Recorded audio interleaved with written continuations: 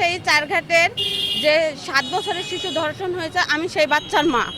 আমি সরকারের কাছে আবেদন জানাচ্ছি যাতে ধর্ষকের কঠিন থেকে কঠিনতম শাস্তি হোক। দেশে অনেক জায়গাতে অনেক ধর্ষণের শিকার অনেক বাচ্চা হয়েছে। এমন কত জায়গায় দেখা যাচ্ছে আসিয়ার ক্ষেত্রে, রামিসার ক্ষেত্রে তাদেরকে মেরে ফেলা হয়েছে।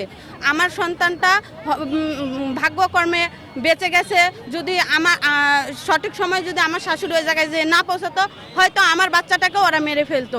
তখন আমার বাচ্চাটাকে নিয়েও আমার এই লড়াইটা লড়তে হতো। আমার বাচ্চাটা বেঁচে আছে তাই বলে কি সুষ্ঠু বিচার পাবে না? রামিসার আসামিরা যেরকম মৃত্যুদণ্ডের আসামি হয়েছে, আমি চাই আমার বাচ্চাকে যে ধর্ষণ করেছে দেব, ওই দেবের ফাঁসি হয়।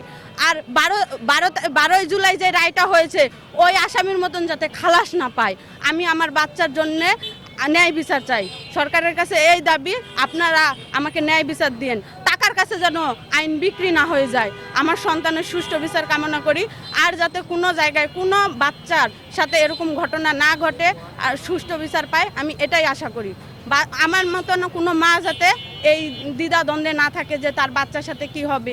আমরা বাচ্চা মানুষ করব, সে বাচ্চাটা যাতে নিশ্চিন্তায় মানুষই না করতে পারি, আমরা কি করে দেশে বাস করব?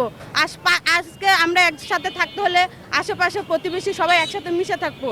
আমরা প্রতিবেশীর কাছে বিশ্বাস করব। প্রতিবেশীরা বিশ্বাসের যদি এরকম করে, তাহলে আমরা কি করে সন্তান মানুষ করব? নারী জাতি কি ধর্ষিত হবে? শুধু নারী জাতিরা কি খালি ধর্ষণের শিকার হবে? আমি চাই আপনারা সবাই মিলে ঐক্যবদ্ধ হয়ে এটার একটা সুস্থ বিচার প্রদান করুন।